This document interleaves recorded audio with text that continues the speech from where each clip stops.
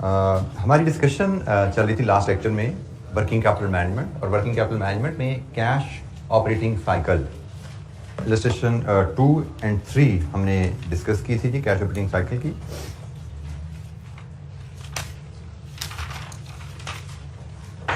तो कोई issue cash operating cycle कैसे कैलकुलेट किया जाता है, कैश ऑपरेटिंग साइकिल को एनालाइज करना हमने बात की थी। हम कैश ऑपरेटिंग साइकिल अपनी कंपनी का उसको इंडस्ट्री से भी कंपेयर करके देख सकते हैं, हमारी कंपनी की परफॉर्मेंस डिफरेंट एरियाज में कैसी है, और हम अपने कैश ऑपरेटिंग साइकिल को पिछले सालों से, अपनी कंपनी के ही पिछले सालों की वैल्यू से कंपेयर करके भी देख सकते हैं कि हमारी कंपनी की परफॉर्मेंस कैसे जा रही है। जैसे हमने कंपैरिजन करें अगर हम रिसीवेबल डेज का, हमने रिसीवेबल डेज अपने कंपैरिजन किया इंडस्ट्री के साथ, तो हमें लगा हमारे रिसीवेबल डेज ज़्यादा है।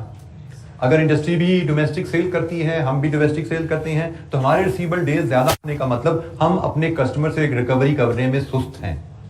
इसका मतलब हमें अपनी रिकवरी कलेक्शन प्रोसेस को एक्सपेडाइट करने की ज़रूरत है, इंप्रूव करने की ज़रूरत है। Unless we are into export, फिर शायद हमारा हायर रिसीवेबल डेज जस्टिफाइड हो जाए, क्योंकि एक्सपोर्ट में जनरली ज़्यादा टाइम लगता है पैसे आने में। सो कंपैरिजन करना है और उसको रीजनेबली एनालाइज करना है ताकि हमें पता लग सके हमारे एरियाज ऑफ इंप्रूवमेंट क्या है। इसी तरह अगर हमने इंडस्ट्री से कंपैरिजन किया, हमारे इन्वेंट्री डेज ज्यादा आ रहे हैं। इन्वेंट्री डेज ज्यादा होना may be an indication of poor inventory management और existence of obsolete stock. Obsolete stock है जो इस्तेमाल ही नहीं हो रहा, वैसे ही पड़ा हमारे पास, तो इसलिए हमारे इन्वेंट्री डेज इंडस्ट्री से ज्यादा आ रहे हैं। तो हम कंपैरिजन करते हैं इंडस्ट्री से भी, कंपैरिजन करते हैं प्रीवियस ईयर से भी, ताकि हम जान सकें हमारी परफॉर्मेंस कैसी है वर्किंग कैपिटल मैनेजमेंट में। कैश ऑपरेटिंग साइकिल के लिहाज से कुछ मजीद पॉइंट्स जो हमें याद रखने हैं। लॉन्गर कैश ऑपरेटिंग साइकिल, वक्त के साथ अगर आपका कैश ऑपरेटिंग साइकिल बढ़ रहा है, given no change in sale, ना आपकी सेल्स बढ़ी हैं ना कॉस्ट ऑफ सेल्स बढ़ी हैं, कैश ऑपरेटिंग साइकिल प्रोलॉन्ग हो गया आपका, it increases the total investment in working capital. Cash operating cycle बढ़ने से आपकी इन्वेस्टमेंट इन वर्किंग कैपिटल बढ़ जाती है। आपकी सेल्स भी नहीं बढ़ी, आपकी कॉस्ट ऑफ सेल्स भी नहीं बढ़ी, लेकिन सिर्फ आपकी कैश ऑपरेटिंग साइकिल की लेंथ बढ़ने की वजह से आपकी इन्वेस्टमेंट इन वर्किंग कैपिटल बढ़ जाएगी, which is not good for the company by the way. कि सेल्स नहीं बढ़ी मतलब प्रॉफिट नहीं बढ़े, आपके प्रॉफिट बढ़े नहीं आपके और आपने कारोबार में इन्वेस्टमेंट बढ़ा दी है। तो भाई इन्वेस्टमेंट बढ़ना तभी जस्टिफाइड है जब प्रॉफिट भी बढ़े हो। हम कह रहे हैं कि सेल्स हमारी बढ़ी नहीं है, इन्वेस्टमेंट बढ़ जाएगी अगर ऑपरेटिंग साइकिल बढ़ा तो इसका मतलब ऑपरेटिंग साइकिल का बढ़ना without change in sales is inefficiency. An increase in inventory turnover period, inventory turnover period मतलब 60 डेज से 80 डेज पे चला गया, मींस मोर इन्वेंट्री, मतलब हमारे इन्वेंट्री लेवल्स बढ़ गए हैं। 60 डेज से 80 डेज में इन्वेंट्री लेवल कब जाएगा? फार्मूला जरा याद रखो, inventory balance over cost of sales into 365। अब कॉस्ट ऑफ सेल्स तो बदली नहीं है, लेकिन इन्वेंट्री डेज बढ़ गए। क्यों बढ़े? क्योंकि इन्वेंट्री बैलेंस बढ़ गया। ठीक है, तो इन्वेंट्री डेज तभी बढ़ते हैं जब आपका इन्वेंट्री बैलेंस बढ़ता है सेम कॉस्ट ऑफ सेल्स पे, and same goes for the debtors. आपकी सेल्स नहीं बढ़ी लेकिन डेटर डेज बढ़ गए, इसका क्या मतलब है? सेल्स वहीं खड़ी है, डेटर बैलेंस बढ़ गया है। तो डेटर डेज बढ़ने का मतलब डेटर बैलेंस बढ़ना है, या वाइस वर्सा। डेटर बैलेंस बढ़ने का मतलब डेटर डेज बढ़ने हैं, क्योंकि हमारा फार्मूला बड़ा बेसिक सा है, डेटर्स ओवर सेल्स इनटू 365। तो अगर ये वैल्यू ऊपर जा रही है, ये कांस्टेंट रहने के साथ, इसका मतलब आपके डेटर बैलेंस बढ़े।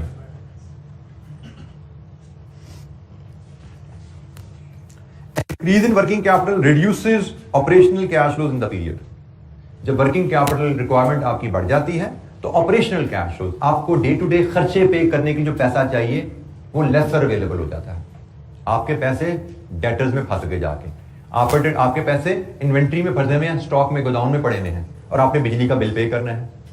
डेटर से पैसे ही नहीं आए अभी, आपकी सैलरीज ड्यू होगी हैं, आपकी इन्वेंट्री बिकी नहीं है अभी, आपके बैंक के लोन की किस्त ड्यू होगी है। दिस इज कॉल्ड कि भाई ऑपरेशनल कैश फ्लोज की कमी होगी। ठीक है। सो वर्किंग कैपिटल इन्वेस्टमेंट बढ़ने से ऑपरेटिंग कैश फ्लोज कमी हो जाती है and vice versa. Shorter cash operating cycle results in laser working capital investment and fall in working capital, increase in operating cash flows. जब इन्वेस्टमेंट इन वर्किंग कैपिटल कम हो जाएगी तो ऑपरेटिंग कैश फ्लोज आपको ज्यादा अवेलेबल हो जाएगा, bank में पैसा पड़ा होगा, आसानी से आप अपने खर्चे पूरे कर पाते हैं। ये थोड़ी सी कहानी है कैश ऑपरेटिंग साइकिल की, एसेट्स, करंट एसेट्स और करंट लायबिलिटीज और वर्किंग कैपिटल रिक्वायरमेंट्स को लिंक करते हुए। You need to understand this logical relationship. Exam में हमें जरूरी नहीं कोई रटी रटाई चीज लिखने को कहा जाएगा, हमें कोई केस छोटा सा बना के दिया जाएगा जिसमें डाटा दिया जाएगा, उस डाटा की बेसिस पे हमें कुछ कमेंट करने को भी कहा जा सकता है। अभी तो पास पेपर बहुत ज्यादा अवेलेबल नहीं है हमारे पास, हम कोशिश करेंगे मैक्सिमम जितनी प्रैक्टिस कर सके करें। जैसे मैं इसके आईकैप की किताब भी देखता हूँ, मैं जब भी नोट्स बनाता हूँ, जब भी आपसे डिस्कशन करता हूँ, आईकैप की किताब को बिल्कुल मैं सामने रखता हूँ, उसके सारे एंगल कवर करने की कोशिश की जाती है, उसके सारे क्वेश्चंस को इस बुक में ला के कवर करने की कोशिश की जाती है।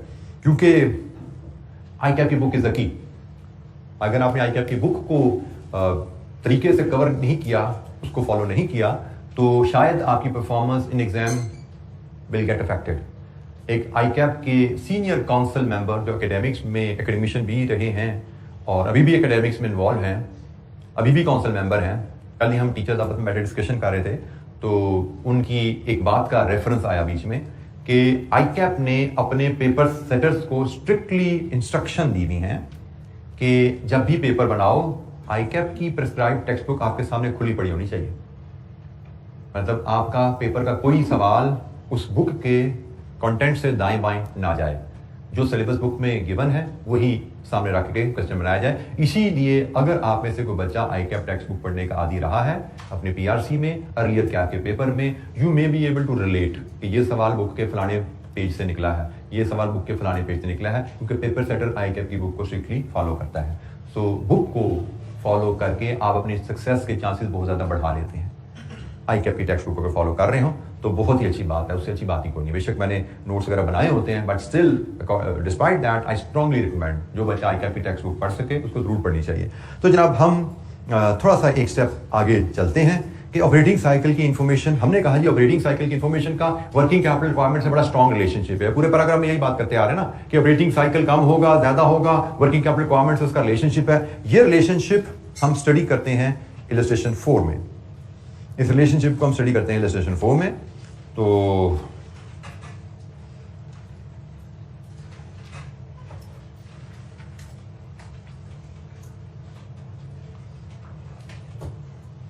ये इलस्ट्रेशन 4 आ गई हमारे सामने। रिक्वायरमेंट क्या है? Calculate the working capital requirement of ABC for the next year. ABC को अगले साल कितना वर्किंग कैपिटल चाहिए? वर्किंग कैपिटल क्या होता है जी by equation? Current asset minus current liabilities. अगले साल current asset minus current liabilities क्या होगा ये हमें एस्टिमेट करना है। तो ABC limited has the following expectation for the next year. अगले साल की एक्सपेक्टेशन है जी, हमारी सेल्स होगी 100 मिलियन की, हमारी कॉस्ट ऑफ सेल्स होगी 60 मिलियन की, हमारे अदर कॉस्ट होंगी 15 मिलियन की। ये अगले साल की एक्सपेक्टेशंस हैं। और अगले साल हम मुनाफा कमाएंगे 25 मिलियन का। तो following working capital ratios are expected to apply. हमारा टारगेट है कि अगले साल इन्वेंट्री डेज हमारे होंगे 30, रिसीवेबल डेज होंगे 60, पेबल डेज होंगे 40 और साल में है 360 दिन। हमसे कहा गया है अगले साल की वर्किंग कैपिटल रिक्वायरमेंट बताइए। तो जनाब अगले साल की वर्किंग कैपिटल रिक्वायरमेंट क्या होगी?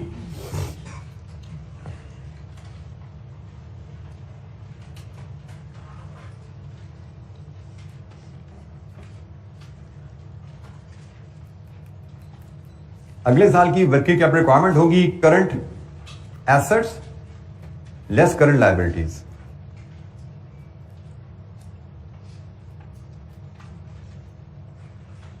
यहां से हमें मिलेगी जी वर्किंग कैपिटल रिक्वायरमेंट। और करंट एसेट में सवाल से हमें पता लग रहा है हमें सिर्फ दो इंफॉर्मेशन अवेलेबल है, एक इन्वेंट्री के ऊपर और दूसरा रिसीवेबल के ऊपर। और करंट लायबिलिटीज के लिए हमें सिर्फ एक इंफॉर्मेशन दी गई है, वो है जी पेबल डेज। ठीक है, पेबल या क्रेडिटर्स कह लीजिए, एक ही बात है। तो हमें इन्वेंट्री रिसीवेबल्स की वैल्यू लाके करंट लायबिलिटीज में से लेस करनी है, हमें वर्किंग कैपिटल की फिगर मिलेगी। और डाटा रुपीज इन मिलियन में है, रुपीज इन मिलियन में लेके चलते हैं। अच्छा, ये आप जरा इंफॉर्मेशन को जरा कैप्चर कीजिएगा। हमने अभी तक जो पढ़ा है उसके मुताबिक हमने कहा है इन्वेंट्री डेज 30 डेज होने का मतलब क्या है? फार्मूला के मुताबिक inventory over cost of sales into 360 इस केस में ऐसे ही है। तो ये फार्मूला है, इसके हिसाब से वो कह रहे जी 30 डेज आपका इन्वेंट्री डेज है। इन्वेंट्री डेज 30 का एक मतलब तो ये है कि आपको इन्वेंट्री को खरीदने से लेके बेचने तक 30 दिन लगते हैं। एक डेफिनेशन तो ये इन्वेंट्री डेज की कि इन्वेंट्री को खरीदने से लेके बेचने तक 30 दिन लगते हैं।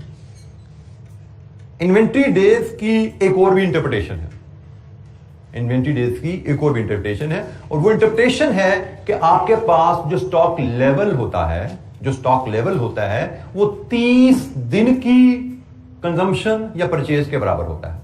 जैसे इस फार्मूले में मैं फीड करूं, जरा फार्मूला में इंफॉर्मेशन फीड करूं, मुझे उसने कहा इन्वेंट्री डेज 30 है, मुझे उसने कहा मेरी कॉस्ट ऑफ सेल्स कितनी होगी 60। तो जनाब इस डाटा को लेके मैं इन्वेंट्री की फिगर निकाल सकता हूं, मैं इन्वेंट्री की फिगर आसानी से निकाल सकता हूं। Solve this equation for inventory 5 million. ये इक्वेशन हमें पता है, इस इक्वेशन में अब उसने हमें ये फिगर दे दी, ये फिगर दे दी, ये निकालने को कहा। हमें इन्वेंट्री बैलेंस ही चाहिए था कि अगर अगले साल हम इन्वेंट्री डेज 30 को फॉलो करना चाहें, अगले साल हमारी कॉस्ट ऑफ सेल्स 60 हो, तो अगले साल हमारी इन्वेंट्री कितनी होगी। अब इसी चीज को एक और अंदाज से देखो, इन्वेंट्री डेज 30 का मतलब क्या है। मैं कॉन्सेप्चुअली थोड़ा सा यही फॉर्मूला जरा घुमा के आपसे बात करता हूं, जो कि ज्यादा सिंप्लीफाइड वर्जन रहता है इस केस में। 30 डेज इन्वेंट्री का मतलब मेरे पास जो स्टॉक रहेगा वो 30 दिन की जरूरत के बराबर है। मेरी सालाना जरूरत क्या है? मेरी सालाना जरूरत है 60, एक दिन की जरूरत इंटू 30, 60 मेरी सालाना कॉस्ट ऑफ सेल्स है। इन्वेंट्री का बैलेंस कॉस्ट ऑफ सेल पे बेस करता है ना, ये मेरी एक साल की कॉस्ट ऑफ सेल्स है, और मेरा इन्वेंट्री का बैलेंस 30 दिन की कॉस्ट ऑफ सेल के बराबर है। एक साल की कॉस्ट ऑफ सेल्स, एक दिन की कॉस्ट ऑफ सेल्स, 30 दिन की कॉस्ट ऑफ सेल्स। तो हम इस कॉन्सेप्ट को लेके इन्वेंट्री बैलेंस बड़ी आसानी से क्विकली निकाल सकते हैं। दोबारा देखिएगा, मैं एक कैलकुलेशन यहां पे परफॉर्म करूंगा। मेरा कॉन्सेप्ट यहां पे रहेगा कि मेरी इन्वेंट्री की बेस होती है कॉस्ट ऑफ सेल्स, मेरी इन्वेंट्री की बेस है कॉस्ट ऑफ सेल्स, और मेरी इन्वेंट्री डेज है 30।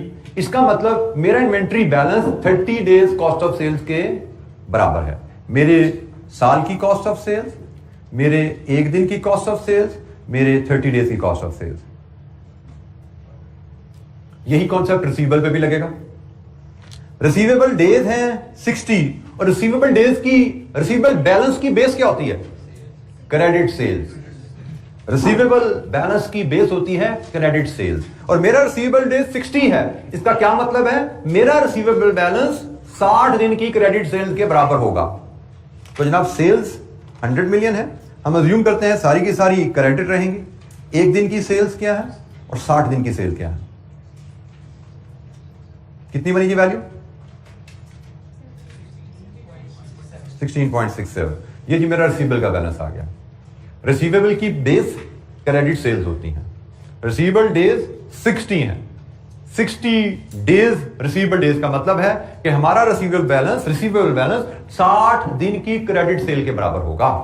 एक साल की क्रेडिट सेल, एक दिन की क्रेडिट सेल, 60 दिन की क्रेडिट सेल, ये हमारा रिसीवेबल बैलेंस है। ये कैलकुलेशन सिंपली डेटर डेज के फार्मूला की रीअरेंजमेंट है। ये कैलकुलेशन सिंपली इन्वेंट्री डेज के फार्मूला की रीअरेंजमेंट है, बट इसको मैं इंटरप्रेट इस अंदाज में कर रहा हूं जो कि इस तरह के सवालों में हमारे लिए आसान रहता है। बजाय इसके हम फार्मूला लिखें और इसको रीअरेंज करके सॉल्व करें, इस तरह की इंटरप्रिटेशन हमारे लिए इस क्वेश्चन में आसान रहती है, जहां पे हमें वर्किंग कैपिटल रिक्वायरमेंट डिटरमिन करने को कहा जाए। जहां पे तो हमें कैश ऑपरेटिंग साइकिल बनाना है ना, वहां पे तो डेज कैलकुलेट करने हैं, तो फार्मूला उसी शेप में जिसमें सीखा था वैसे यूज कर लेना। लेकिन जहां पे वर्किंग कैपिटल रिक्वायरमेंट डिटरमिन करनी है, फार्मूला को लॉजिकली रीअरेंज करके भाई 30 दिन इन्वेंट्री डेज का मतलब 30 दिन की कॉस्ट ऑफ सेल के बराबर इन्वेंट्री, 60 दिन डेटर डेज का मतलब 60 दिन की सेल्स के बराबर receivable balance. Similarly payables 40 days है। पेबल्स की बेस क्या होती है? पेबल बैलेंस की क्रेडिट परचेजेस। बिल्कुल ठीक है जी, पेबल्स के बैलेंस की बेस होती है क्रेडिट परचेजेस। क्या इस क्वेश्चन में क्रेडिट परचेजेस की फिगर अवेलेबल है? नो। जब हमें मोस्ट सूटेबल फिगर अवेलेबल नहीं होती, और एक और गाइडलाइन सुन लो, जब मोस्ट सूटेबल फिगर अवेलेबल नहीं है तो हम नेक्स्ट सूटेबल ले लेते हैं। इस केस में नेक्स्ट सूटेबल फिर कॉस्ट ऑफ सेल बनती है, क्योंकि परचेजेस ने ultimately mainly major component of cost of sale ही बनता है ना वो। तो हमें जब मोस्ट सुटेबल अवेलेबल ना हो तो नेक्स्ट सुटेबल ले लो। Purchase credit purchase was ideal, वो होती तो हम उस पर चलते, वो अवेलेबल नहीं है तो कॉस्ट ऑफ सेल्स को बेस बना लो। तो जनाब कॉस्ट ऑफ सेल्स हमारी है 60 divide with 360 and payable days are 40। तो बताइए यहां से पेएबल बैलेंस कितना बना? 6.67। लीजिए जी यहां से बना लीजिए, आपका वर्किंग कैपिटल रिक्वायरमेंट क्या बनती है? 15 मिलियन। यह है जी आपकी वर्किंग कैपिटल रिक्वायरमेंट। अगले साल आपकी वर्किंग कैपिटल रिक्वायरमेंट क्या होगी? एग्जामिनर बात का इससे एक स्टेप आगे भी चला जाता है, वो आपको इंफॉर्मेशन देता है करंट बैलेंस शीट की, वो आपको करंट बैलेंस शीट भी दे देता है। अभी तो उसने करंट बैलेंस शीट नहीं ना दी इस सवाल में, वो हो सकता है आपको करंट बैलेंस शीट भी देता। और करंट बैलेंस ये हमने निकाली है working capital requirement for next year. मैं एक्सटेंशन लगा रहा हूं इसमें। बाद का एग्जामिनर आपको करंट बैलेंस शीट देते हैं जिसमें से current investment in working capital आप डिटरमिन कर सकते हो। बैलेंस शीट से current asset minus current liability determine करना कोई दिक्कत है? आप करंट बैलेंस शीट उसने दी हो तो आप उसमें से current asset minus current liabilities कर सकते हो। सपोज हमने कहा जी हमारे करंट एसेट्स हैं 25 और हमारी करंट लायबिलिटीज करंट हैं से 10 नहीं करते हम इसको कहते हैं जी 12। इसका मतलब हमारी करंट इन्वेस्टमेंट वर्किंग कैपिटल कितनी है? 30। एग्जामिनर हमसे पूछता है कि भाई सारा सवाल यही रहेगा बट एंड में वो कहेगा how much additional working capital you will need next year. How much additional working capital you will need next year. तो एडिशनल कितना चाहिए? 2। हम कहेंगे जी टोटल अगले साल हमें इतना चाहिए, इतना ऑलरेडी हमारे पास पड़ा हुआ है, तो मजीद कितना अरेंज करना है? तो ये रिक्वायरमेंट थोड़ी सी इस तरह एक्सटेंड भी हो सकती है। It is very simple. अगर हम चीजों को समझ के चल रहे हैं तो ये हमने working capital requirement next year की निकाली कि अगले साल हमने इतनी सेल करनी है, इतना डेटर पीरियड, इतना क्रेडिटर पीरियड को फॉलो करना है, तो अगले साल हमारे पास वर्किंग कैपिटल इतना होना चाहिए। करंट वर्किंग कैपिटल हम करंट बैलेंस शीट से उठा सकते हैं अपना, इन दोनों का डिफरेंस लें तो पता लग गया कि अगले साल कोई कमी बेशी है तो वो क्या है। यही फाइनेंस मैनेजर का काम होता है कि आप अपनी रिक्वायरमेंट को असेस करो और उस रिक्वायरमेंट के मुताबिक फाइनेंस अरेंज करो। आप साल शुरू होने से पहले अंदाजा लगा लो कि आपको मजीद फाइनेंस की जरूरत है तो वो कितना है, ताकि साल शुरू होने से पहले आप उस फाइनेंस को अरेंज कर लो। ऐसा ना हो कि जब कारोबार शुरू हो जाए लिक्विडिटी प्रॉब्लम्स आ जाएं आपको, क्योंकि हमने यही बात की थी कि अगर वर्किंग कैपिटल सफिशिएंट नहीं होगा तो you will get into liquidity problems और liquidity problem may lead to liquidation of the business. Businesses बंद हो जाते हैं लिक्विडिटी प्रॉब्लम की वजह से। तो वर्किंग कैपिटल रिक्वायरमेंट असेस करना, मजीद भी एक्टिविटीज इस पे करेंगे वर्किंग कैपिटल रिक्वायरमेंट की। फिलहाल दो छोटी सी लिक्विडिटी पे हम बात तो ऑलरेडी कर चुके हैं। लिक्विडिटी क्या होता है? Having access to sufficient cash to meet all payment obligation when they fall due. Liquidity के सोर्सेज क्या होते हैं? आप कैश फ्लो जो बिजनेस से कमाते हो, जो डे टू डे बिजनेस से कैश फ्लो कमा रहे हो, वो आपकी लिक्विडिटी में रोल प्ले करते हैं। आपने पिछले साल के मुनाफे में से कुछ कैश रिजर्व रखा हुआ है कि कारोबार में ऊंच नीच आए, कुछ लिक्विड एसेट रखे हुए हैं, ये भी लिक्विडिटी में रोल प्ले करता है। इसके अलावा अगर आपने कमिटेड बोरिंग फैसिलिटी पे एक्सेस रखी हुई है, मतलब बैंक से अप्रूवल लेकर रखी हुई है, से ओवरड्राफ्ट लाइन की, कि कभी हमें जरूरत पड़ेगी इमरजेंसी में तो हमें पैसा लेने की इजाजत दी जाए उधार, ये भी आपकी लिक्विडिटी में रोल प्ले करती है। लिक्विडिटी से मुराद क्या है कि जब पेमेंट का वक्त आए you should have access to funds. अगर वो फंड को एक्सेस आपको अर्निंग जो कर रहे हो वहां से पैसे मिल जाते हैं, आपने पिछले सालों के मुनाफे बचा के रखे हुए हैं उसको यूज कर सकते हो, और आपने बैंक से लोन की फैसिलिटी लेकर रखी हुई है कि मुझे कभी जरूरत पड़े इमरजेंसी में तो मुझे पैसा दे दीजिएगा। ऐसा ना हो कि मुझसे मेरा कोई क्रेडिटर पैसा मांगने आए और मेरे पास पैसा ना हो, दैट इज इनलिक्विड। तो आप लिक्विडिटी के 3 सोर्सेज हैं जहां से अपनी लिक्विडिटी को मैनेज करते हो। जी बेटा, जी बिल्कुल कॉस्ट होती है। लिक्विडिटी है द कॉस्ट, वो तो हम पहले ही बात कर चुके हैं। जी बिल्कुल कॉस्ट होगी बेटा, कमिटमेंट की भी कॉस्ट होती है, फाइनेंस की 2 कॉस्ट होती है। अगर आपको याद हो, हमने कॉस्ट ऑफ फाइनेंस पढ़ लिया ना। हमने कहा था एक फाइनेंस की कॉस्ट होती है कॉस्ट ऑफ अरेंजिंग फाइनेंस और दूसरी कॉस्ट होती है कॉस्ट ऑफ यूजिंग फाइनेंस। तो कमिटमेंट मतलब कॉस्ट ऑफ अरेंजिंग फाइनेंस, ये तो आपको पे करनी पड़ेगी, ये कॉस्ट पे करके आपको कमिटमेंट मिलेगी, उसके बाद यूज करोगे तो फिर उसकी कॉस्ट अलग से देनी पड़ेगी। जी एनी अदर क्वेश्चन, कोई और सवाल? अच्छा जी, हमारे पास 2 और रेशोज हैं जिनका यूज हमें लिक्विडिटी की अंडरस्टैंडिंग में हेल्प करता है, करंट रेशियो और क्विक रेशियो। इन रेशियो से आप फेमिलियर हैं। करंट रेशियो का formula current assets over current liabilities है, क्विक रेशियो का formula current assets excluding inventory over current liabilities है। क्विक रेशियो यूम करती है कि भाई तमाम current assets with in 12 months आपके इन कैश हो जाते हैं इन्वेंट्री के अलावा।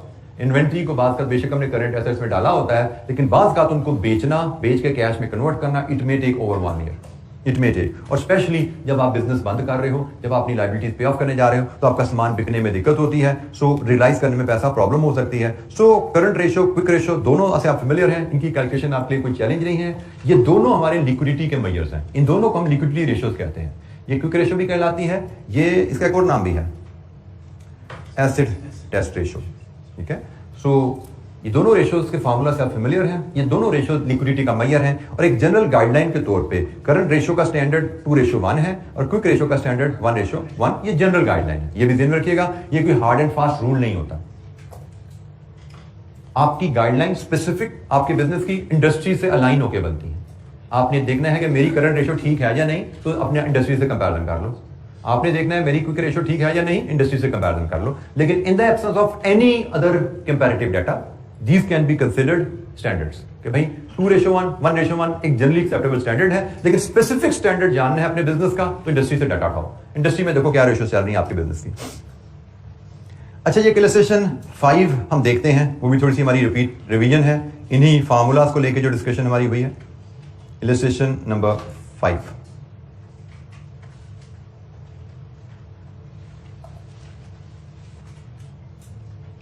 ये इलस्ट्रेशन 5 का डाटा है, इसमें रिक्वायरमेंट है what are the current and quick ratios. Current और क्विक रेशियो कैलकुलेट करनी है। Let's read the data.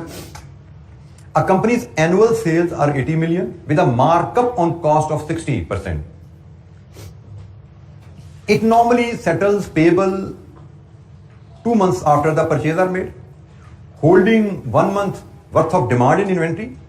It allows the receivable 1.5 months credit and its cash balance currently stands at 5 million. हमसे कहा गया current और quick ratio बताओ। Current और quick ratio major करने के लिए हमें करंट एसेट्स और करंट लायबिलिटीज की डिटेल चाहिए, और करंट एसेट और करंट लायबिलिटीज की डिटेल हमें गिवन नहीं है, हमें यहां से कैलकुलेट करनी पड़ेगी जैसे हमने इलस्ट्रेशन 4 में भी किया, ठीक है। तो इलस्ट्रेशन 5 में हम जाते हैं और हम यहां से करंट एसेट्स और करंट लायबिलिटीज की डिटेल डिटरमिन करते हैं। करंट एसेट्स, सवाल पढ़ने से हमें पता लग रहा है कि हमारे पास करंट एसेट्स में जो आइटम्स हैं वो 3 हैं, एक इन्वेंट्री, एक रिसीवेबल्स और एक कैश। और हमारे पास करंट लायबिलिटीज में एक ही आइटम है, पेबल्स। तो जनाब ये सारी वैल्यूज इकट्ठी करेंगे तो उसके बाद हम रेशियोज आसानी से निकाल पाएंगे। तो रुपीज इन मिलियन की बात की गई है, तो हम रुपीज इन मिलियन से ही बात शुरू करेंगे। हम रुपीज इन मिलियन में ही बात करते हैं और कैश बैलेंस तो रेडीली अवेलेबल है 5। इन्वेंट्री बैलेंस की बेस क्या होती है? Cost of sale. Inventory balance की बेस कॉस्ट ऑफ सेल्स है और इन्वेंट्री का पीरियड कितना है? 1 मंथ। इसका मतलब इन्वेंट्री बैलेंस होगी 1 month of cost of sale. तो जनाब सबसे पहले 1 साल की कॉस्ट ऑफ सेल बनाओ। आपके पास 1 साल की सेल्स अवेलेबल है, तो इसमें से कॉस्ट ऑफ सेल्स बनेगी कैसे? क्या करें इसके साथ, क्या सलूक करें? ये कॉस्ट प्लस 60% है, ऐसा ही है। इसका मतलब ये 160 है तो 100 क्या हुआ? ये कॉस्ट ऑफ सेल्स आ गई। ये 1 साल की कॉस्ट ऑफ सेल्स है डिवाइडेड विद 12। ये 1 महीने की कॉस्ट ऑफ सेल्स आ गई क्योंकि पीरियड मंथ्स में दिया गया ना, तो हम 12 लेके चल रहे हैं। ये 1 महीने की कॉस्ट ऑफ सेल्स आ गई और यही तो इन्वेंट्री पीरियड है, ऐसे ही है। इन्वेंट्री पीरियड 1 मंथ ही है ना, तो 1 से मल्टीप्लाई करना कोई जरूरी नहीं है, बहरहाल ना भी करो तो कोई इन्वेंट्री 4.7। रिसीवेबल्स की बेस सेल्स होती है, क्रेडिट सेल्स होती है। In the absence of information with you all sales are credit. Receivable period कितना है? 1.5 month. so 80 divided with 12 into 1.5 10। तो जनाब करंट एसेट्स आपके पास हो गए 9.17 19.17। पेबल्स, पेबल की सेल बेस भी कॉस्ट ऑफ सेल रहेगी यहां पे, और कहा गया है ये 2 मंथ्स परचेजेस, ठीक है जी। तो हम कॉस्ट ऑफ सेल्स को ही यहां पे परचेजेस के इक्विवेलेंट लेके चल सकते हैं, this is the only information that we have. तो जनाब 2 मंथ परचेजेस या कॉस्ट ऑफ सेल तो वही 80 divide with 160 into 100 divide with 12 into 2 8.33। तो जनाब अब हम रेशियो कैलकुलेट करते हैं। सबसे पहले current ratio. Current ratio is current assets over current liabilities. कितनी है जी? 2.3:1। आप सिर्फ 2.3 भी लिख सकते हैं, 2.3:1 भी लिख सकते हैं। Quick ratio, current assets minus inventory 4.17, over current liabilities जी 1.80:1। सिर्फ 1.80 लिखते हैं या 1.80:1 लिखते हैं, दोनों तरह से एक्सेप्टेबल है। लीजिए जी, ये करंट और क्विक रेशो की कहानी भी होगी जी। एनी क्वेश्चन, कोई सवाल?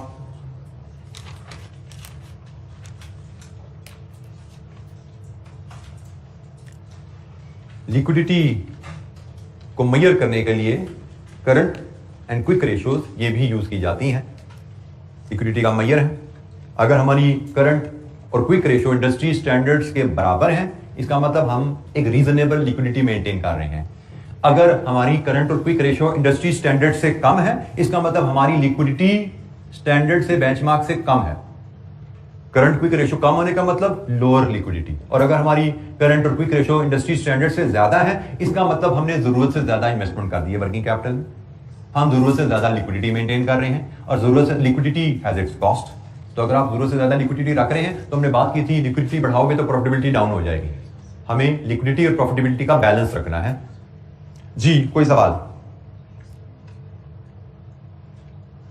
अच्छा, ये एक लास्ट रेशियो, बेसिक्स रेशियो है, sales revenue over net working capital. Very simple ratio. Sales revenue PNL के फिगर है, net working capital current asset minus current liabilities है। लेट्स अज्यूम आपने 2 सालों का डाटा लिया, 2021 का और 2022 का।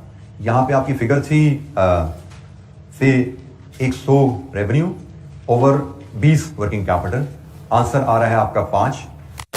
2022 में हुआ 100 ही रेवेन्यू है और आपकी लिक्विडिटी चली गई है से 15 पे। आंसर क्या आया? वर्किंग कैपिटल 15 पे, आंसर क्या आया?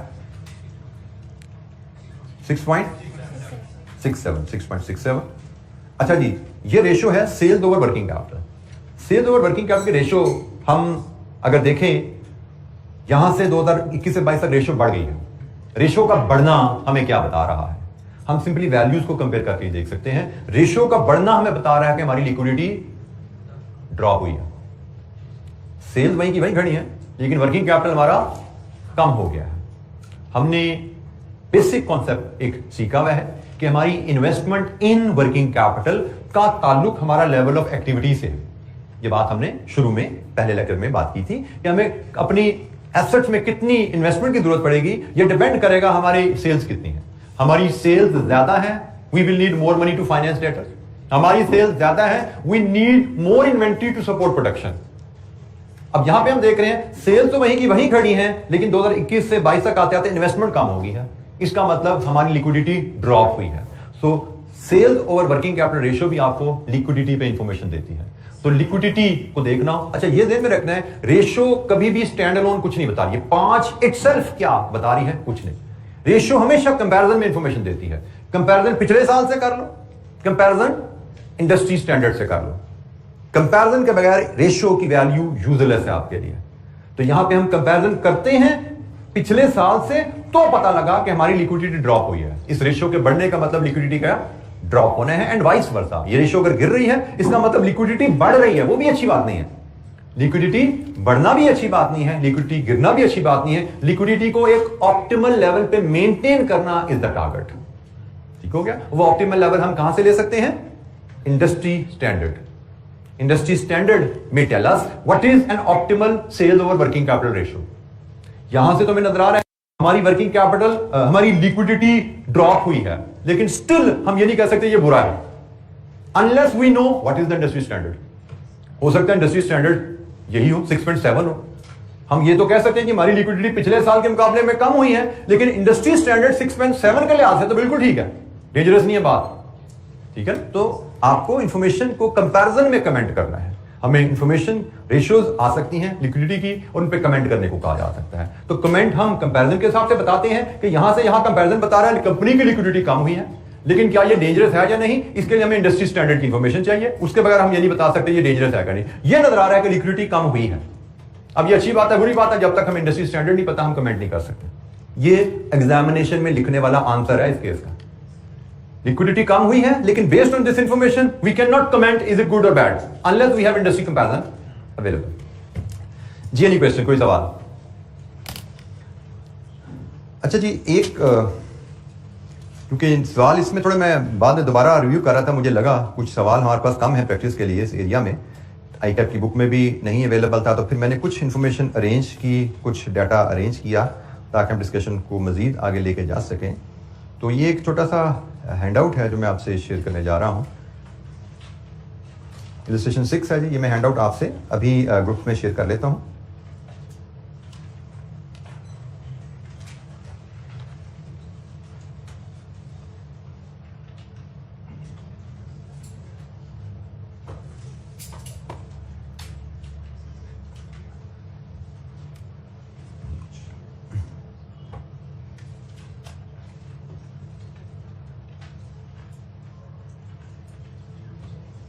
ये मैंने कुछ एडिशनल प्रैक्टिस क्वेश्चन, दो ही हैं सिर्फ, एक इलस्ट्रेशन और एक एग्जामिनर क्वेश्चन है। ये दो पॉइंट्स मैंने मजीद आप समझे प्रैक्टिस मटेरियल ऐड किया है। तो फिलहाल हम एक इलस्ट्रेशन नंबर 6 को देखते हैं। वर्किंग कैपिटल रिक्वायरमेंट्स पे जब हम बात कर रहे हैं उसी को लेके हमारी रिक्वायरमेंट यहाँ पे है जी, compute the working capital requirement of Musawwar limited assuming that labour force is paid for 50 working weeks in a year. Working capital requirement बनाइए, अज्यूमिंग लेबर को आप साल में 50 हफ्ते की पेमेंट करते हैं। So let's read the data. The following data relates to Musawwar Limited, a manufacturing company. Sales revenue for the year 1.5 million. Costs as percentage of sales: direct material, direct labor, variable overhead, fixed overhead, selling and distribution expenses. ये cost as a percentage of sales. Average statistics relating to working capital are as follows. Receivable takes 2.5 months to pay. Raw material or inventory for 3 months. Work in process represents 2 months half produced goods. Finished goods represent 1 month's production. Credit is taken from. Credit सिर्फ material के supplier से नहीं लिया जा रहा, accrued wages भी होती है हमारे पास। वेरिएबल ओवरहेड, बिजली का बिल भी आता है, पे 20 दिन बाद, महीने बाद करना होता है। फिक्स्ड ओवरहेड, किराया भी हम 1 महीने बाद देते हैं। सेलिंग एंड डिस्ट्रीब्यूशन ओवरहेड भी हम 15 दिन बाद, हाफ मंथ बाद पे करते हैं। तो क्रेडिटर सिर्फ मटेरियल के नहीं है, क्रेडिटर एक्सपेंसेस के भी हैं। Work in process and finished goods are valued at a cost of material, labor and variable expenses. Inventory valuation करते हुए आप work in process और finished goods को वैल्यू करते हो material, labor and variable expenses. Material, labor and variable overheads. In 3 components को लेके आप work in process और finished goods को वैल्यू कर रहे हो। चलिए जनाब, हम इस सवाल को पढ़ते हैं। हमें कहा गया है क्रेडिटर वर्किंग कैपिटल रिक्वायरमेंट बताइए। तो वर्किंग कैपिटल रिक्वायरमेंट तो होती है simple current assets minus current liability. अब इस सवाल को देखते हुए हम जो आइडेंटिफाई कर पा रहे हैं करंट एसेट्स और करंट लायबिलिटीज, तो जनाब करंट एसेट्स में रिसीवेबल है, रॉ मटेरियल है, वर्क इन प्रोसेस है, फिनिश गुड्स है, ये 4 करंट एसेट्स हैं।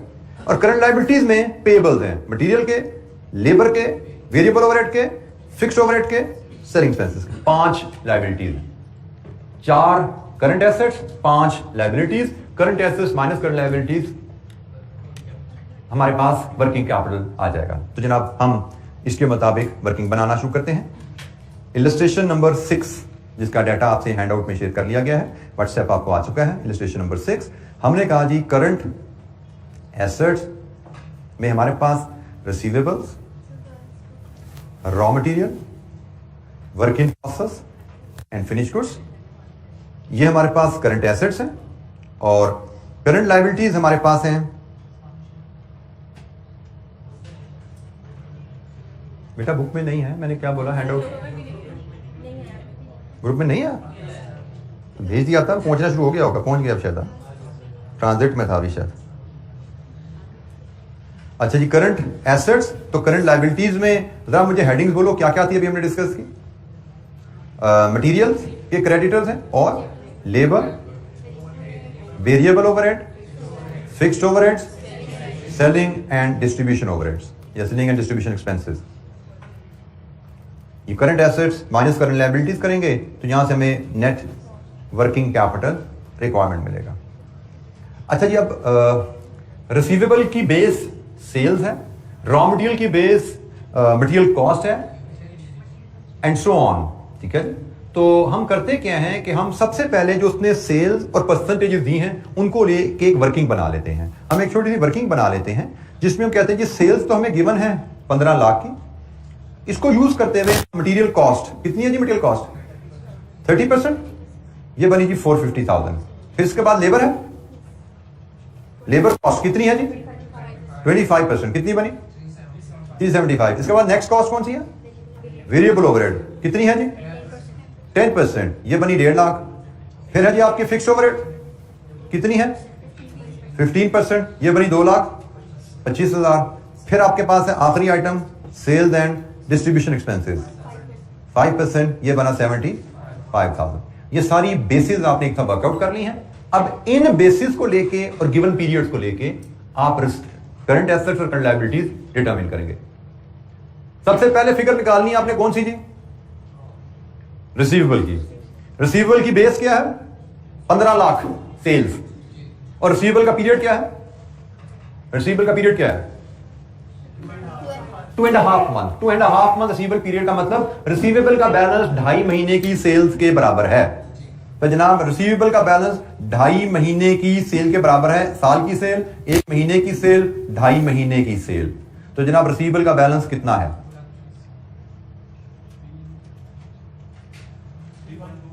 312,500।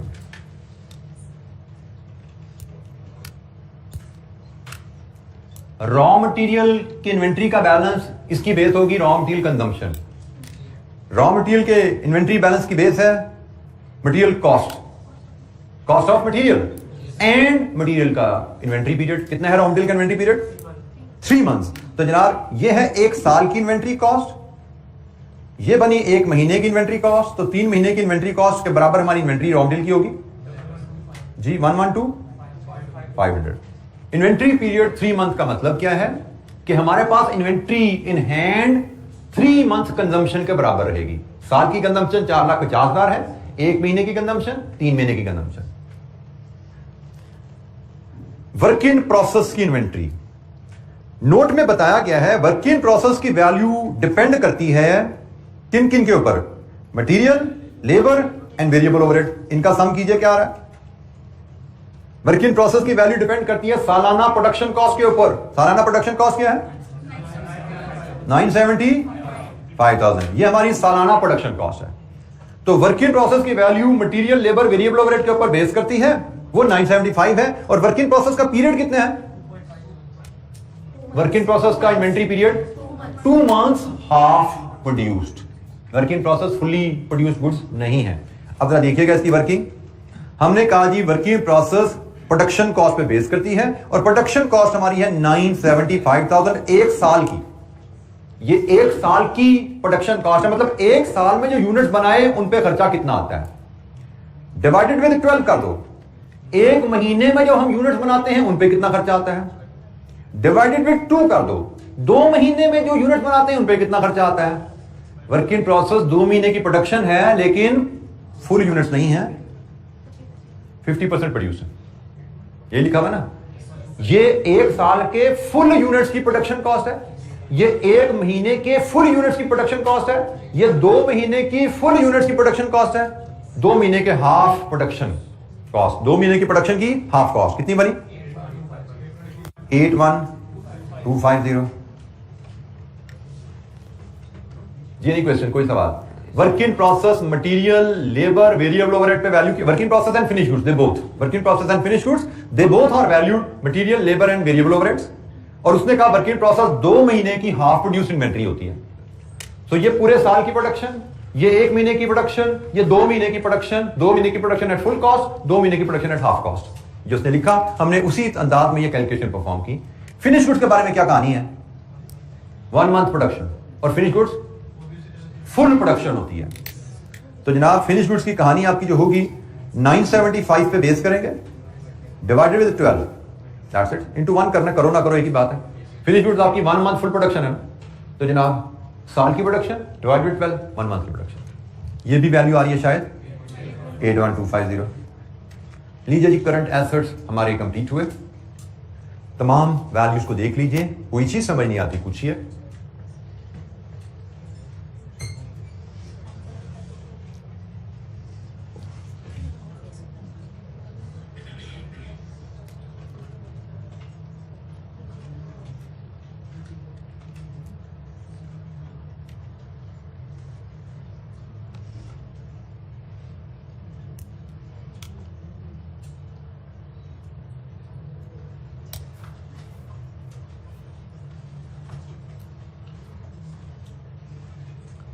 अच्छा जी, अब पेबल्स पे आ जाइए, लाइबिलिटीज पे आ जाइए। मटेरियल की पेबल डिपेंड करेंगे, मटेरियल कॉस्ट इस केस में बेस यही बनेगी, और पीरियड पे। पीरियड कितना जी पेबल्स का? 2 मंथ्स। तो मटेरियल के पेबल्स, ये पूरे एक साल की मटेरियल की आपकी परचेज है, डिवाइड बाई 12, एक महीने की परचेज इंटू 2। अब यहाँ पे चूंकि इन्वेंट्रीज का जिक्र नहीं, ओपनिंग क्लोजिंग, हम अज्यूम करेंगे consumption is equal to purchase. ठीक है, हमें पता है पेबल्स इन्वेंट्री कंजम्पशन पे बेस करती है, पेबल्स परचेज पे बेस करते हैं, ये कॉन्सेप्ट हमें पता है। But in the absence of most suitable information, next available information, तो यहां पे तो कंजम्पशन अवेलेबल थी, उसमें इन्वेंट्री वर्कआउट कर ली, इधर कंजम्पशन, इधर परचेज अवेलेबल नहीं है। असूल यहां पे क्रेडिट परचेज की फिगर आनी चाहिए, कोई इंफॉर्मेशन नहीं है, तो नेक्स्ट पॉसिबल मटेरियल कंजम्पशन ही ले लो। तो कितनी बनी इन्वेंट्री? 75,000। लेबर की कॉस्ट कितनी है जी? 375,000। और लेबर का पे पीरियड कितना है पेबल्स? 1 वीक। तो जनाब डिवाइड विद 50। अब ये वीक्स आ गए ना, तो वीक्स इन ईयर से डिवाइड करेंगे। पहले मंथ चल रहे थे, मंथ इन ईयर से डिवाइड करते थे, उसने हमें रिक्वायरमेंट में बताया 50 वीक्स है, तो जनाब इंटू 1, 7,500। ये हमारे पास जी लेबर के पेबल्स आ गए, 1 वीक पीरियड था। वेरिएबल ओवरहेड के एक्सपेंसेस 1,50,000, और इसका पीरियड 1 मंथ, डिवाइड बाई 12 कर दो, कितना है जी? 12,500। फिक्स्ड ओवरहेड क्या कॉस्ट? 2,25,000, इसका पीरियड 1 मंथ। लीजिए कितनी है कॉस्ट? 18,750। और सेलिंग एंड डिस्ट्रीब्यूशन एक्सपेंस 75,000, इनका period half month, divide by 12 into 0.5, कितना बना? 3125। लीजिए जी, करंट एसेट्स और करंट लायबिलिटीज की तमाम फिगर्स आपके पास आ गई हैं। अब यहां से आप वर्किंग कैपिटल आसानी से बना सकते हैं। करंट एसेट को सम कीजिए, करंट लायबिलिटी सारी माइनस कीजिए, वर्किंग कैपिटल रिक्वायरमेंट आपके पास आएगी।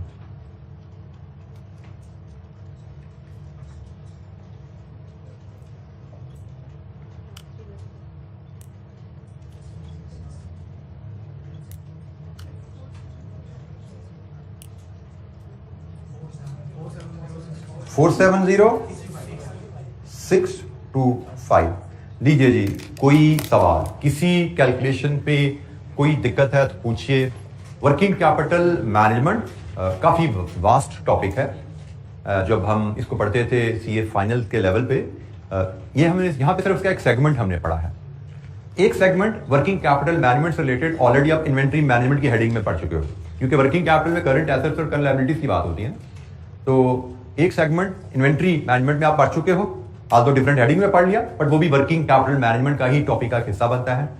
एक सेगमेंट हमारे सिलेबस में यहाँ पे है, इसके अलावा भी बड़े अहम 1-2 सेगमेंट होते हैं जो हमारे सिलेबस का हिस्सा नहीं है। ठीक है, तो हमारी लर्निंग के लिहाज से वर्किंग कैपिटल पे डिस्कशन कंप्लीट हो चुकी है। प्रैक्टिस ही कर रहे थे, ये लेजिस्लेशन सिस्टम हमने की है, ये फर्दर प्रैक्टिस में की है। तो कल का दिन और मे भी शायद परसों का भी कुछ दिन हम मजीद प्रैक्टिस पे लगाएंगे, जिसके बाद हम नेक्स्ट चैप्टर जो है वो बजटिंग का उस पर मूव कर रहे होंगे। जैसे आप लोगों को अनाउंसमेंट तकरीबन हो गई भी है छुट्टियों की, ईद की भी माशाल्लाह चांद की खबर के हिसाब से कंफर्मेशन आ गई हुई है, तो इसके हिसाब से नेक्स्ट वीक हमारी क्लासेस नहीं आ रही। नेक्स्ट वीक क्लासेस नहीं है, इसका मतलब हम ये वीक 2 क्लासेस देंगे, फिर 1 वीक का हमारा बीच में ऑफ आ जाएगा, और फिर हम मिलेंगे जब, तो बजटिंग और रिस्क मैनेजमेंट 2 एरियाज हमारे रहते हैं। तो उसमें मेरी जो प्लानिंग होगी कि कुछ तो मैंने जाहिद साहब से रिक्वेस्ट की हुई है पहले से ही कि हमें टाइम चाहिए होगा, सीरी की निस्बत हमें यहाँ पे फाइनेंस ज़्यादा टाइम चाहिए, कुछ तो टाइम हम उनसे लेंगे। जैसे मेरे जहन में है कि जब हम 1 हफ्ते बाद आएंगे तो जल्द ही हम एक पूरा वीक 6 क्लासेस हम प्लान करेंगे कि हम पूरे वीक की क्लासेस हम लेंगे। थ्योरी का सिलेबस की कवरेज का अंदाज थोड़ा सा डिफरेंट होता है, वहाँ पे चीज़ों को बेहतर अंदाज में कम टाइम में मैनेज किया जाता है। इधर चूंकि चीज़ें भी नहीं हैं और अभी पास पेपर भी अवेलेबल नहीं है, तो कुछ R&D के हिसाब से हमें काम थोड़ा ज़्यादा करना पड़ा। जैसे मैं कह रहा हूँ ICAP ने क्वेश्चन यहाँ पे सिर्फ 2 या 3 इलस्ट्रेशन दी हुई है, 2 क्वेश्चन दिए हैं, लेकिन मुझे लग रहा है कोई सफिशिएंट मटीरियल नहीं है। मैं आपसे ज़्यादा मटीरियल डिस्कस करना चाह रहा हूँ, इसलिए आया तो हम काम थोड़ा ज़्यादा कर रहे हैं, तो कुछ तो हम इस तरह मेकअप करेंगे उन छुट्टियों का, और फिर मे भी कुछ हम क्लास एक्स्ट्रा में भी 2-3 लेक्चर एक्स्ट्रा हम रिकॉर्ड कर लें, वो आपको मैं एक्स्ट्रा रिकॉर्ड करके यूट्यूब पे अवेलेबल कर दूंगा ताकि हम इसको कवर अप कर सकें टाइमली इंशाल्लाह। ठीक है जी, तो हम कोई बहुत ज़्यादा पीछे नहीं है, सिर्फ ईद की छुट्टियों का जो गैप आ रहा है कुछ इसको कवर करेंगे, और मे भी 2-3 लेक्चर को हम अलग से मेकअप करके हम इंशाल्लाह टाइम पे इसको कवर कर पाएंगे। तो आज के लिए इतना ही, बाकी इंशाल्लाह कल हम इसके पास पेपर क्वेश्चन की प्रैक्टिस में मिलेंगे। 2 क्वेश्चन हमारे पास बुक में अवेलेबल है, 1 क्वेश्चन मैंने आपको आज हैंड आउट दिया उसमें अवेलेबल है, तो 3 टोटल क्वेश्चन है। कल का टाइम परसों का टाइम लगा के 3 क्वेश्चन करेंगे और फिर नेक्स्ट चैप्टर में मूव करेंगे। थैंक यू वेरी मच, अस्सलाम वालेकुम।